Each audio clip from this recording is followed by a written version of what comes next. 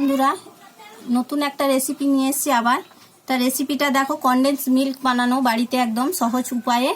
তাই এখানে দেখো আমি 1 কাপের থেকে একটু কম আমি বাটার নিয়েছি, 1 কাপ মতন চিনি নিয়েছি, 1 কাপ মতন গুঁড়ো দুধ নিয়েছি, আর 1 কাপ মতন এখানে আমি গরম জল নিয়েছি।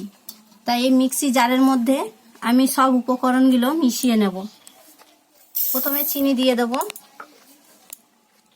তারপরে গুঁড়ো দুধটা দিয়ে দেবো, আর এখানে বাটারটা দিয়ে দেবো। এবার অল্প একটু আমি গরম জল দেবো, এখানে ঠান্ডা জল দেওয়া যাবে না, কেন যেহেতু দুধ আছে। এবার এটা আমি মিক্সিতে পেস্ট করে নেব। দেখো বন্ধুরা, কনডেন্স মিল্কটা আমার হয়ে গেছে মিক্সিতে। এই দেখো কতটা ঘন হয়েছে, একদম দোকানের মতনই কিন্তু টেস্ট লাগে। একটা আমি বোতলের মধ্যে ঢেলে দেবো, কাঁচের বোতলের মধ্যে রাখবো। এইসব জিনিস কাঁচের বোতলে রাখলে, আচার বা কনডেন্স মিল্ক, গুঁড়ো দুধ, এগুলো কিন্তু কাঁচের শিশিতে খুব ভালো থাকে। দেখো, যখন আমরা জিনিস বানাই আর কি, যে কোনো রেসিপি, পায়েস বা কেক বা মিষ্টি, তখন দোকান থেকে কিনে আনতে হয়।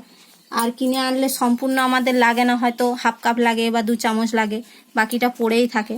তার জন্য যখন যখন আমি রেসিপি বানাবো তখন কিন্তু আমি ব্যবহার করতে পারবো। এটা 5 থেকে 6 মাস সংগ্রহ করে রাখা যাবে।